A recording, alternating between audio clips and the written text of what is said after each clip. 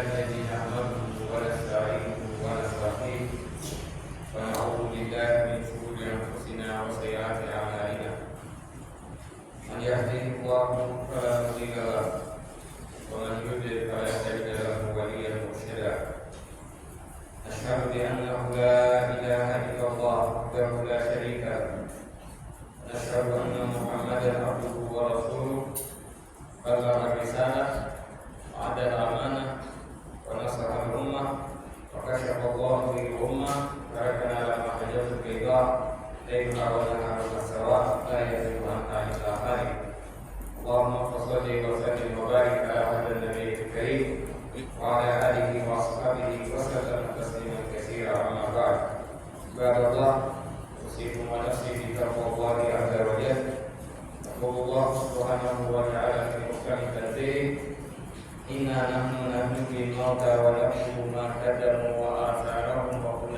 شيء أحصيناه في إمام مبين. Chers frères et sœurs en islam, chers croyants, chers amis de Allah, nous tous grâce à Allah, Seigneur de l'univers, Maître des cieux et de la terre et de l'enfer, pouvoir absolu, puis dans sa grâce, nous sommes réveillés dans les meilleures conditions. Pour venir répondre à son appel qu'elle a fait du vendredi, nous attestons qu'aucune divinité est digne d'être adorée en dehors de lui, que Mohammed sallallahu alayhi wa sallam est son ordre de serviteur et de salut. Salut et paix sur lui, sa noble famille sur ses valeurs compagnons, tous ceux qui vont sur sa voie jusqu'au jour de la résurrection, grâce à Allah qui nous seront parmi cette douleur. Je vous exhorte ainsi que moi-même à faire révérence à Allah, prions Allah à chaque instant, à tout moment. Depuis quelques vendredis, nos imams ont lancé une série de sermons qui étaient sur la zakat. Après la zakat, le vendredi passé, l'imam Dr Arnaud Konaté nous a entretenu sur la place du sacrifice communément appelé Sodaka ou le monde autrement. Qu'est-ce que c'est le sacrifice en islam? C'est quoi on peut donner comme sacrifice? Et comment faire pour que nos sacrifices soient acceptés par Allah subhanahu wa ta'ala? Et nous recommandons une fois de plus les enseignements du Dr Arnaud Konaté, puis ça nous accompagne toujours, car il a souligné un point très important, à savoir, n'attendons pas qu'on te dit de faire des sacrifices, ça c'est le moment là où tu vas faire des sacrifices, il faut anticiper. Et l'enseignement de l'anticipation pour les sacrifices, toujours sur l'orientation du Cheikh Rahima, à Fibabullah, ce vendredi, Inch'Allah, nous allons nous entretenir avec vous sur une autre forme de sacrifice. Mais ce sacrifice est un peu différent de la première forme. Et ensuite, pour terminer avec le testament. Le testament occupe quelle place dans la vie du croyant musulman? Comment faire son testament? C'est quelle part nous devrons donner au testament quand tu veux faire le testament? C'est quelle part tu dois désigner? C'est quel montant tu peux donner et que tu ne dois pas dépasser en islam? Dieu nous dit dans le nom du Coran, en parlant de la première forme, soit la seconde forme de sacrifice qu'on appelle le waqf. Le waqf, c'est le quai, ou soit donner quelque chose venant de toi. Dieu l'a mentionné dans le nom du Coran, sur notre Yassine, sur notre verset 12. Dieu dit ceci, il n'en a nous mortels. Il dit certes, c'est nous qui allons ressusciter les morts. Après la mort, Dieu va nous réveiller. Mais avant que Dieu nous réveille, quand on va t'enterrer, il y a des traces qui vont laisser derrière, qu'on appelle des sacrifices qui tuent dans le temps. Autrement dit, sur la carte de Garia, comme le messager Mohammed l'a dit dans son hadith, dit lorsque l'être humain décède, après ta mort, toutes tes œuvres s'arrêtent. Tu ne peux plus prier, tu ne peux plus gêner, tu ne peux plus faire la zakat. Mais qu'est-ce qui continue? Il dit il y a trois choses qui continuent. Il y a trois choses que tu vas profiter comme tu vivais toujours. Parmi ces trois choses, il a cité sur la carte le sacrifice qui tue dans le temps. Et pour traduire ces sacrifices qui tuent dans le temps, c'est ce qu'on appelle plus le waqf. Le waqf, qu'est-ce que c'est? Islamiquement parlant, quand on parle de waqf, vous avez une maison, pour me faire comprendre, vous allez construire une maison avec votre argent. Au lieu de dire non, chaque fin du mois, la maison c'est-à-dire le loyer, moi je vais utiliser l'argent pour mes besoins, non. Vous avez construit la maison uniquement dans l'intention de voir qu'on appelle le lait, ou soit sadakat, jariya qui tue dans le temps. Ça c'est sacrifice, vous allez faire d'abord poser du vivant, et mais les revenus de la maison, vous allez verser ça, fils à là. Vous avez des lieux, vous me faites comprendre encore plus. Vous avez des lieux que vous avez construit à 200 millions et à 300 millions. Vous décidez, l'immeuble que j'ai construit est plus 4. Moi, je n'ai pas besoin d'un franc. Mais les revenus de mon immeuble, je donne tout ça fils à là. De mon vivant, même après ma mort. Il dit bien de mon vivant, juste après même la mort, ça doit continuer toujours à servir la cause d'Allah subhanahu wa ta'ala. C'est ce qu'on appelle le waqf en islam. Mais est-ce que ce waqf-là, chacun peut se lever un jour et dire je fais waqf, mais après ton décès, les héritiers qui sont tes enfants vont sortir de nulle part. C'est papa qui avait construit. Maintenant, tous les biens des papas vous appartiennent. Ils sont tes héritiers. Oui, ils ont des droits. C'est des droits. Mais islamiquement parlant, comment faire pour sécuriser le waqf? C'est de ça il s'agit. Ça fait partie des sacrifices. Et le chef a eu l'habitude de toujours des honoraires. Il dit quand on veut donner à Allah subhanahu wa ta'ala, on doit adorer Allah intelligemment. On va adorer Allah intelligemment sur quoi? Le waqf, est-ce que ça a commencé de nos jours? Non. Le waqf a commencé depuis le temps du prophète Mohammed sallallahu alayhi wa sallam. La première personne qui a posé le waqf, c'est Omar ibn Khattab. Après Omar ibn Khattab, Ousmane ibn Affan, et l'histoire qui a été relatée par le père de vendredi passé. Comment Omar a fait son waqf? Omar avait un terrain, arrivé à Médine. Omar a donné son terrain à la communauté musulmane. Omar a laissé son terrain à la communauté musulmane. Et ici, on comprend quoi? Est-ce que Omar était riche? Omar n'était pas riche. Mais Omar a donné un terrain, fils à la communauté musulmane. Et jusqu'à la fin du temps, Omar bénéficiera toujours du terrain qu'il a donné à la communauté musulmane. Pareil pour Ousmane, pareil pour d'autres qui en ont fait beaucoup. Donc c'est ce qu'on appelle le waqf en islam. J'ai construit ma maison, j'ai construit un immeuble, ou soit j'ai un champ, ou j'ai une plantation, tout ce qui peut être profitable pour l'être humain, pour la communauté générale, ou soit pour la famille, ou soit ceux qui ne peuvent pas bénéficier de ton héritage. Et quand on donne ces gens bien, c'est ce qu'on appelle le waqf fi sabilillah. Et le waqf aussi doit répondre à des critères islamiquement parlant. Quand on fait un waqf, pour que ça soit profitable pour vous, et que ça soit profitable pour ceux qui viendront à verser après ta mort, Dieu nous dit dans le Coran, Surat Mozambique, Surat 73, verset 20, je cite, en parlant de waqf, il dit ceci, il nous invite tous, il dit prêter à Allah le meilleur prêt. Donnez crédit à Allah subhanahu wa ta'ala. Le crédit que vous allez donner à Allah subhanahu wa ta'ala, que ce soit un crédit vraiment qui soit bénéfique pour vous de votre vivant et après ta mort. Mais si on fait un prêt à Allah subhanahu wa ta'ala, on donne crédit à Allah subhanahu wa ta'ala, je vous pose la question, est-ce qu'Allah a besoin de nos crédits? Est-ce qu'on doit prêter à Allah subhanahu wa ta'ala? Non, on ne prête pas à Allah. Mais c'est une manière, il nous invite à poser des actions qui doivent être profitables pour nos semblables, la société, musulmans d'abord, et la société même en général, qui sont musulmans ou pas. Et il continue, vraiment, tout cas, du monde pour une trahison. Retenez, tout ce que vous allez avancer pour vous-même dans la vie de ce bâton, vous préparez la vie de l'au-delà, et vous allez retrouver ça de l'auprès d'Allah subhanahu wa ta'ala, et il va vous récompenser mieux comme vous l'avez prêté à Allah subhanahu wa ta'ala. Si vous donnez 1000 francs aujourd'hui à Allah, et demain Dieu peut vous rembourser à 1 million, pourquoi pas 1 milliard. Mais ceux qui sont intelligents, comme le chef l'a dit, quand on veut adorer Allah subhanahu wa ta'ala, il faut qu'on adore intelligent. Il y en a plusieurs formes de waqf. Nous avons donné l'exemple sur une maison. Mais on peut donner l'exemple encore, comme Omar l'a fait, il a donné son terrain à la communauté musulmane. L'autre peut dire, moi j'ai des champs de Yanaka. au niveau du centre du nord. J'ai 20 hectares dans la carte, ou bien 30 hectares. Moi, je donnerai 2 hectares à la communauté musulmane. Je vais voir le responsable du conseil régional. J'ai dit que 2 hectares là, ça suffit, ça vient de leur work. Et je n'ai pas besoin de réguler. Mais là, il faut sécuriser. Là, il faut sécuriser. Quand vous regardez dans le Nord du Coran, le verset du Nord du Coran va nous parler de la transaction, comment signer des contrats. Et aujourd'hui, on va voir les routines, etc. Mais quand vous prenez le Coran, l'avant-dernière page de Surat al-Baqarah, ça fait une page complète, et vous allez trouver, ça nous parle comment signer un engagement, comment prêter de l'argent, et qui sont les signataires, qui doivent être les témoins.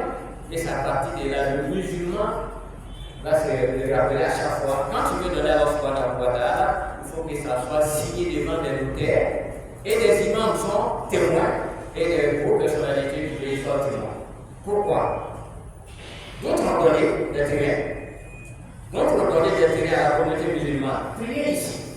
Après le décès de celui qui a donné le terrain, il l'a donné avec l'amour d'Allah. Et la foi en lui. Après son décès, ses héritiers qui sont ses enfants sont venus récupérer leur part. Oui, c'est leur part. Ça leur revient. Et lui qui est parti, il est parti. Le fait qu'il n'a pas signé, le fait qu'il n'a pas les moyens de pour valider, du coup, cette affaire va revenir encore aux héritiers et le monsieur va tout faire. Donc, le vrai vote, on donne à Allah, soit on a construit, mais que ça soit signé, validé devant des autorités, et vous allez donner une copie à la communauté musulmane où vous voulez orienter votre bien. Mais j'ai déjà un WAF. Vous avez déjà réalisé le WAF. Comment gérer le WAF en islam? Qui est une sorte de WAF, soit un sacrifice qui dure dans le temps, soit la catégorie. Vous partez voir le Conseil supérieur des imams et des mosquées des affaires islamiques en Côte d'Ivoire. Ou d'autres structures islamiques que vous expliquez vraiment, j'ai fait la confiance. Parce qu'il y a des structures, le responsable qui est là aujourd'hui, ici, n'est plus, c'est fini. Cette structure-là va changer. Et des fois, même pas disparaître, on va plus attendre cette structure, ou cette organisation. Nous ne parlons pas des mêmes structures. On parle des structures, des organisations. Celui qui est là, s'il parle un jour là, nous avons tous la longévité, il y a une autre personne qui va occuper sa place, qui va continuer ce qu'ils ont commencé. Et c'est à partir de là qu'on doit confier le roi à ces gens structures. C'est lui qui va construire le lieu. Il gagne 10 000 francs déjà, il dit 40%, ça c'est pour ma famille. Les 60%, c'est pour la communauté musulmane. Jusqu'à la fin du temps. Ça aussi, c'est une autre forme de WAF. On peut donner un WAF à 100%, comme on peut donner WAF à 10 000%. C'est-à-dire 50% ou à 40%. Si vous voulez, 30% revient à ma famille, ou soit à mes soeurs ou à mes frères, vous désignez tout.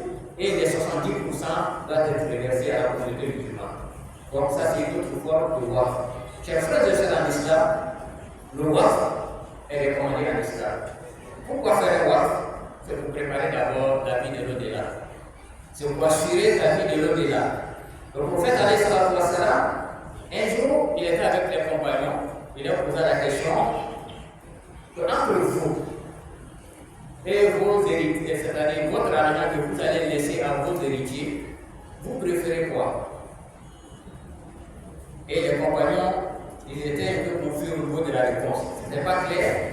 Les compagnons ont répondu que non, ce sont nos enfants qui en aiment plus. Il dit, ok, si c'est vos enfants que vous aimez plus, vous allez laisser votre argent à vos enfants. Et ça va appartenir à vos enfants désormais. Mais ce que vous allez garder pour vous demain, contrairement, c'est ce qui doit être plus cher pour vous. Ah, les compagnons ont compris ce jour-là. Ah oui, effectivement. Que c'est ce qu'on doit réserver demain, c'est ce qui doit être plus cher pour nous. Donc, il demande à chacun, qu'est-ce que toi tu as réservé pour ton demain? Et moi, je retourne la même question ici. À chacun de nous, qu'est-ce que tu as préparé pour demain? Nous avons des réalisations, alhamdoulilah. On veut assurer la sécurité de nos enfants, c'est tout à fait normal. L'avenir de nos enfants, c'est tout à fait normal. Mais toi-même, détends ton avenir. Ton avenir, qu'est-ce que tu as réservé? Qu'est-ce que tu as réservé le jour qu'on va t'accompagner au lien civil, ou soit à Bobo-Borlé, où on va transférer ton corps au village, ou soit tu sois enterré n'importe où. Donc, chers frères et sœurs en islam, ici, le WAF vient combler ces vides-là. Et le jour d'un départ, ça va continuer toujours à être profitable dans la vie de l'au-delà. Face à Allah qui fasse cela pour chacun de nous, mais retenez aussi quand on veut faire WAF, de rappeler aussi parmi les conditions de WAF, et la forme du WAF, il dit l'antana de l'au-delà, lorsque vous voulez donner un WAF, vous voulez faire un don à Allah subhanahu wa ta'ala, il dit si vous espérez la récompense divine, que Allah vous récompense par notre firdaus, il dit donnez à Allah ce que vous avez plus. N'allez pas donner une villa sachant que tu as déjà vendu. Tu n'as pas pris la totalité de la somme. Si c'était 10 millions, tu as déjà gagné 5 millions. Après, les imams ont parlé. Donc, moi, je vais donner sa réponse et découvrir. On entend ça des fois. Il donne un terrain. Lui-même, il sait que ce terrain-là, c'est un terrain à problème. Il donne ça à la communauté musulmane. Comme c'est la communauté, si c'est retrouve devant la justice, donc ils vont trancher à l'air par les noms. Il dit l'antana le bera hatta tunfiqu mimma tuhibbun, sourate 3, verset 92. Si tu veux donner un vrai waf, il faut t'engager à respecter toutes les démarches d'abord administratives. Tu as ton ACD, il n'y a pas d'histoire là-dessus. Et vous venez voir maintenant le responsable de la communauté musulmane, des fois même en passant par ton imam, je veux faire un don. Et si tu veux faire ça discrètement, comme le docteur l'a dit dans le vendredi passé, c'est mieux. Mais des fois ici, il est intéressant de faire ça publiquement. Pourquoi faire ça publiquement? C'est lui qui assiste dans la mosquée, il dira que si ce monsieur a donné 500 mètres, pourquoi pas moi je ne peux pas donner 1000 mètres? Donc le WAF, le terrain que vous allez donner à la communauté musulmane, ou soit au COSIM, le COSIM peut réaliser une école confessionnelle. Aujourd'hui, on en a besoin. Le COSIM peut réaliser un centre de santé. Le COSIM peut réaliser autre chose qui sera profitable pour l'humanité tout entière, pas seulement la communauté musulmane. Et bien quand on parle de WAF, la question qu'on peut poser, quand vous n'avez pas le droit de parler, est-ce que l'imam, je peux faire WAF dans mon village? Oui, c'est pas forcément que ça soit bien. Vous pouvez donner 1000 mètres au COSIM à San Pedro, 1000 mètres ou soit près de 1 hectare à COSIM à Mampolo, ou soit 1000 mètres à COSIM à Gaïwa, etc. N'importe où sur l'étendue du territoire national, on peut faire WAF. De la manière dont Dieu va récompenser celui d'Abidjan, Dieu te récompensera de la même sorte, parce que c'est l'intention du corps. Ne te dis pas que moi je n'ai pas de terrain à Abidjan, mais j'ai des terrains au village, je peux donner au moins 1000 mètres ou 10 000 mètres carrés au COSIM ou à la communauté musulmane pour servir de la communauté. Si vous regardez autour de nous, est-ce que vous voyez une école professionnelle musulmane dans le quartier? Même s'il y en a, ça ne vaut même pas 1%. Pourquoi ne pas s'engager? Ici sur le WAF, moi je donne 1000 mètres carrés, aujourd'hui je donne 500 mètres, il ne serait-ce qu'une école primaire, qui sera profitable pour nous. Et demain, pour la génération future, et Dieu va vous récompenser chaque jour. Engageons-nous. Oui, c'est un engagement. Et si tu t'engages pour Allah subhanahu wa ta'ala, retiens que c'est Dieu qui va te récompenser.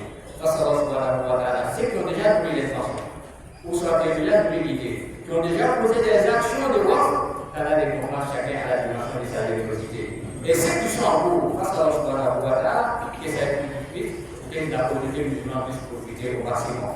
Chers frères de l'islam, ça c'était la première partie, qui est le WAF. La deuxième partie, c'est le testament. Le testament en islam, Dieu l'a recommandé dans le Coran. Dans Sourate Al-Baqarah, Sourate 2, versets 180 à 181, Dieu nous dit quoi? كتب عليكم إذا حضر أحدكم الموت إن ترك خير الوصية للوالدين والأقربين بالمعروف حقا على المتقين. Ça, c'est le verset qui a la recommande. Dieu recommande quoi ici en parlant du testament? Le testament, qu'est-ce que c'est? Le testament, islamiquement parlant, c'est un document que le musulman va élaborer de son vivant. Étant bien conscient, on n'a pas obligé. Et une fois préparé ce document, mais qu'est-ce qui est dans ce document? Qu'est-ce qu'il va écrire? Qu'est-ce qu'il a pris là? Il va désigner des gens qui ne sont pas ses héritiers directs. D'abord, c'est-à-dire celui-là ne peut pas mériter directement. Un neveu, un frère, parce qu'il a des enfants. Tant que ces enfants sont là, les enfants parlent déjà des frères et sœurs. Et ici, ils ont travaillé ensemble. Ça fait 20 ans Ils ont monté l'entreprise ensemble et ça a prospéré. Et si je ne sécurise pas mon frère ou soit mon neveu qui a tant travaillé avec moi ou ma nièce, après ma mort ou soit mon décès, ça va créer des histoires dans la famille.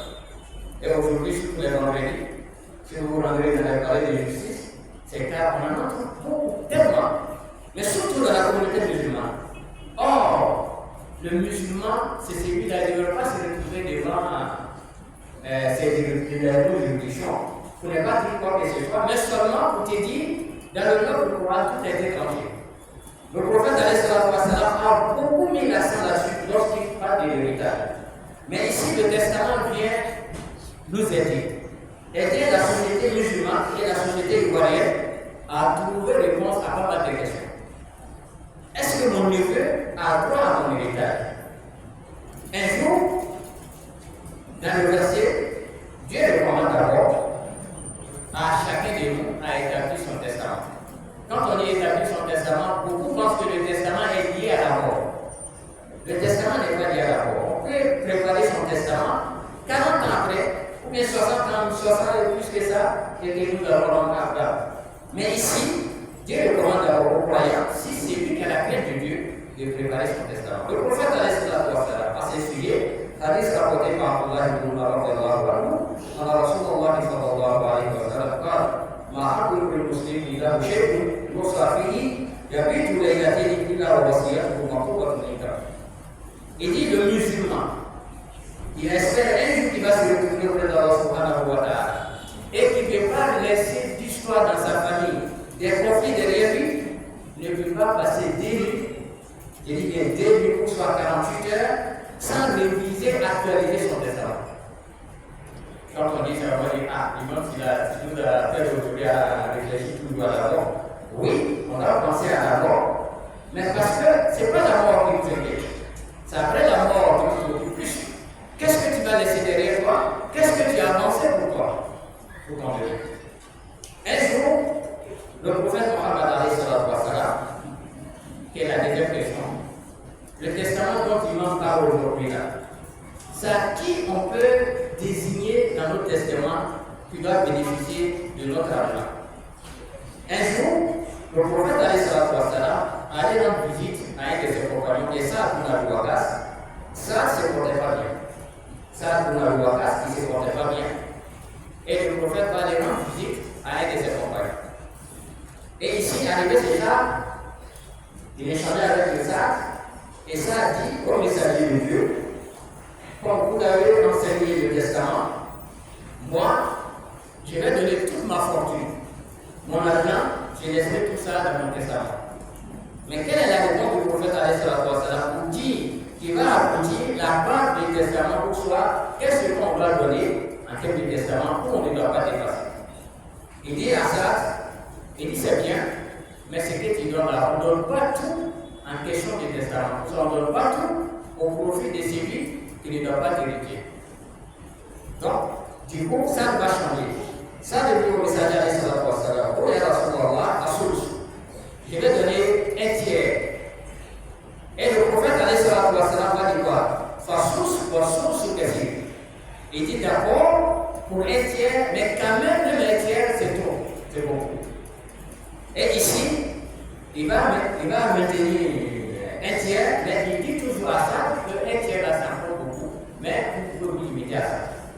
Donc, si tu veux faire ton testament pour ton frère, pour ta soeur, pour ton neveu, ne dépasse pas de source, c'est-à-dire un tiers. Et le prophète va nous donner encore les orientations, comment établir le testament. Il continue. Oh ça, il serait mieux pour toi de laisser tes héritiers riches et de les abandonner dans la pauvreté. Quand on parle du testament, quand on fait le testament, parce qu'il y a des parents aussi, parce qu'il est en conflit avec son enfant, il n'est pas d'accord, il dit donc il n'y a pas de problème, quand il m'a parlé du testament aujourd'hui, tu n'auras rien encore dans mon héritage. Non. Il dit qu'il serait mieux pour toi de laisser tes héritiers, tes enfants riches, que de les abandonner dans la pauvreté. Et ce jour-là, ça n'avait qu'une fille.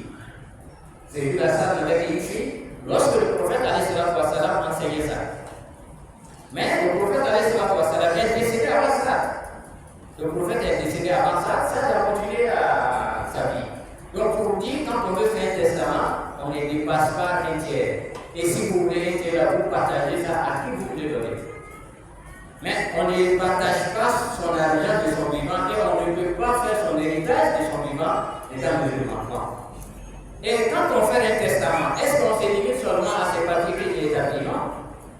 Tu vas faire examiner ça à qui de droit, auprès de qui de droit, ça peut être des notaires, ou soit à une autre instance, mais vous allez faire ça à plusieurs copies. Quand vous faites vos testaments, c'est bien de faire, mais multipliez la copie. Il y a une copie pour vous, il y a une copie pour votre ami à qui vous faites confiance, et il y a une copie qui sera dirigée à la communauté, aux responsables, au Conseil supérieur des imams et des mosquées des affaires islamiques, pour dire, moi j'ai établi mon testament, j'ai égalisé et j'ai fait ceci, j'ai fait cela. Le jour qu'Allah va me rappeler, donc présenter ça à la fin. Mais, verset 181, qu'est-ce que Dieu a dit? À ceux aussi qu'on confie les testaments, après le décès de ces derniers, quelqu'un va passer derrière pour venir te voir. Bon, comme ça s'est passé comme ça, on va s'arranger. Ce qu'il a donné là, ça ne va pas partir là-bas. Et l'être humain est tellement faible, il tient à la vie de ses parents, il va commencer à glisser, à accepter ce qu'on va lui donner, quelques francs, et au profit pour ça quelques francs contre le paradis. Mais Dieu dit quoi? Quiconque remplace,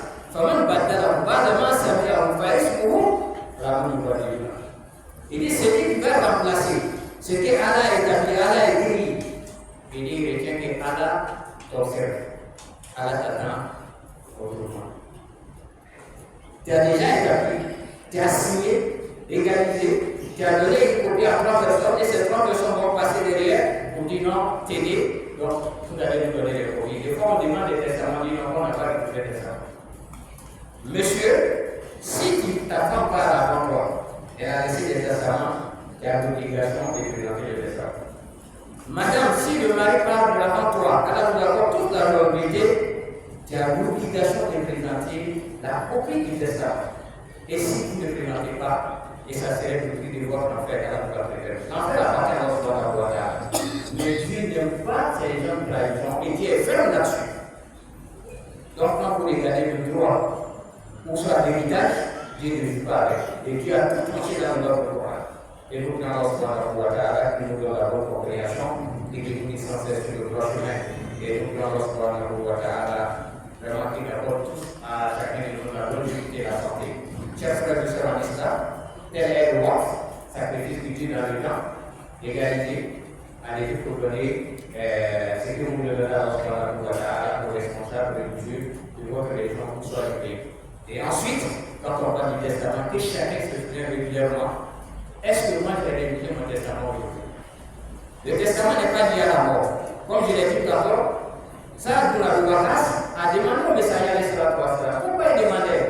Car il avait peur de tomber dans l'erreur ou soit dans l'ignorance. Mais une fois enseigné, nous avons l'obligation d'aller établir le testament à partir de cet instant. Et allez-y voir les gens à qui vous faites confiance en laissant une copie auprès de ces bonnes personnes pour dire on ne sait jamais. Alors nous avons tous la longévité. Si je pars avant toi, il faut présenter ça à ma famille. Mais quant à la famille musulmane, lorsqu'on vous présente un testament, vous devez vérifier. Vous devez vérifier. C'est pourquoi on dit ne vous limitez pas seulement à un seul témoin. Ne vous limitez pas seulement à un seul témoin. Mais si vous prenez le cause comme témoin, je pense que combien de milliers d'imams ne vont pas se tromper à venir trahir la famille. Mais quant à la